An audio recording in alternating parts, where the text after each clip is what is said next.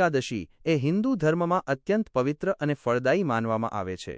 આ દિવસે ભગવાન વિષ્ણુની પૂજા અર્ચના કરવાથી સંતાન, સુખ અને ઘરની સુખ શાંતિમાં વધારો થાય છે. વાસ્તુશાસ્ત્ર અને જ્યોતિષ મુજબ મીઠું, નમક નકારાત્મક ઉર્જા શોષવા માટે અચૂક માનવામાં આવે છે. પુત્રદા એકાદશીની રાત્રે મીઠાનો આ વિશેષ પ્રયોગ તમારા જીવનમાં. પુત્રદા એકાદશી અને મીઠાનો મહિમા.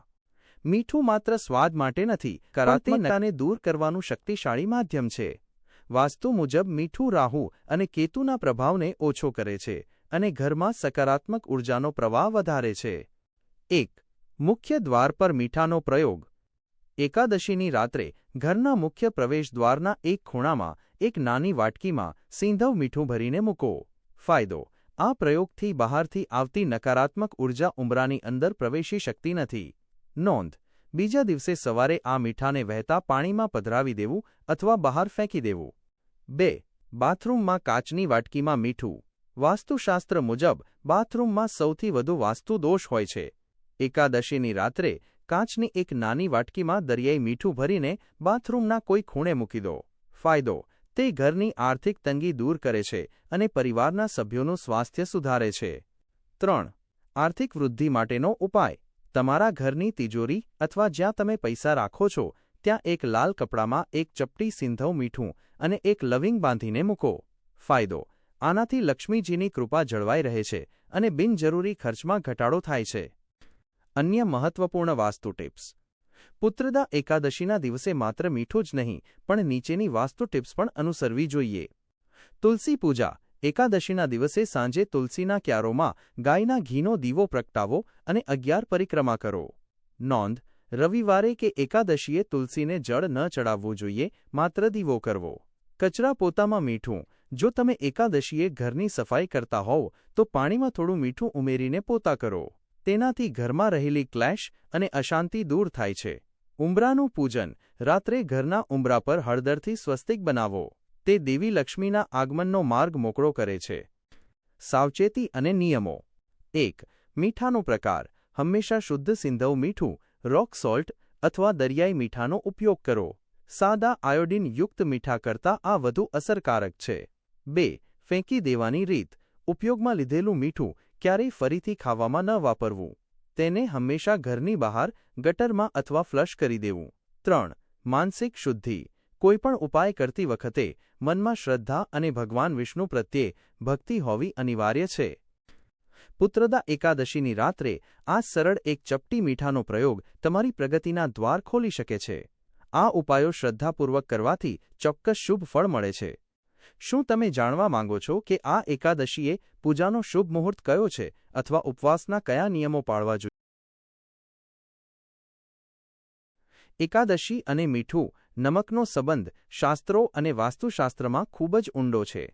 સામાન્ય રીતે આપણે મીઠાને માત્ર રસોઈના સ્વાદ વધારવા માટે વાપરીએ છીએ, પરંતુ વાસ્તુશાસ્ત્રમાં તે નકારાત્મક ઉર્જા દૂર કરવા માટેનું સૌથી શક્તિશાળી માધ્યમ માનવામાં આવે છે.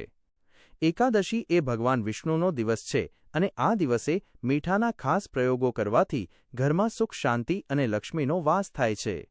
નીચે મુજબ 1. એકાદશી પર મીઠાના પાણીથી પોતું મોપ કરવું. એવું માનવામાં આવે છે કે ઘરમાં રહેલી દરિદ્રતા અને ક્લેશ નકારાત્મક ઉર્જાને કારણે હોય છે. ટિપ્સ. એકાદશીના દિવસે સવારે ઘરમાં પોતું કરતી વખતે પાણીમાં 1 ચમચી દરિયાઈ મીઠું, સી સોલ્ટ અથવા સિંધાલુણ મીઠું નાખવું. ફાયદો. આનાથી ઘરના ખૂણે ખૂણે રહેલી નકારાત્મકતા દૂર થાય છે અને સકારાત્મક ઉર્જાનો સંચાર થાય છે. નોંધ. ગુરુવારે અને એકાદશી. જો ગુરુવારે હોય તો પોતું કરવાનું ટાળવું અથવા માત્ર મીઠાના પાણીનો છંટકાવ કરવો. 2. મુખ્ય દ્વાર પર મીઠાનો પ્રયોગ.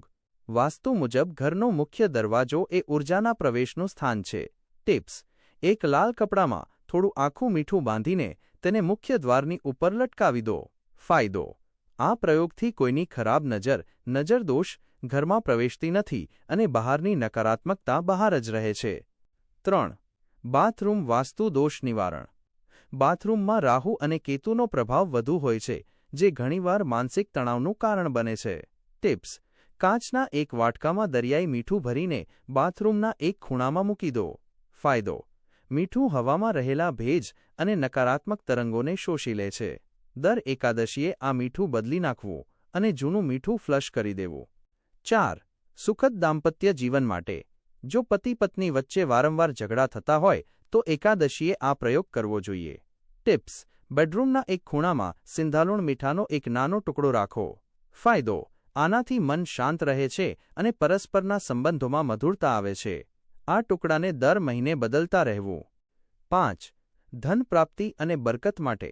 ટિપ્સ: કાચના વાસણમાં મીઠું ભરીને તેમાં 4 થી 5 લવિંગ, ક્લોવ્સ નાખી દો.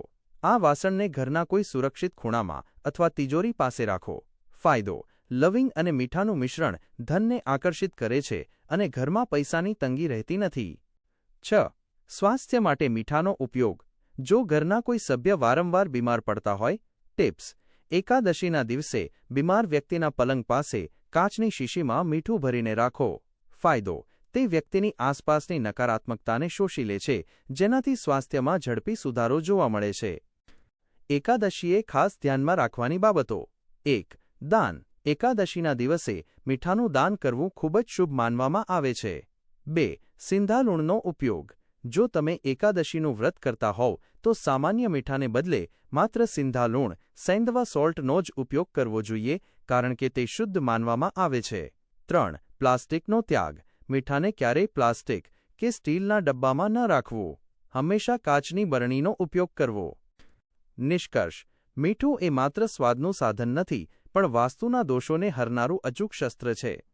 એકાદશીના પવિત્ર દિવસે આ નાના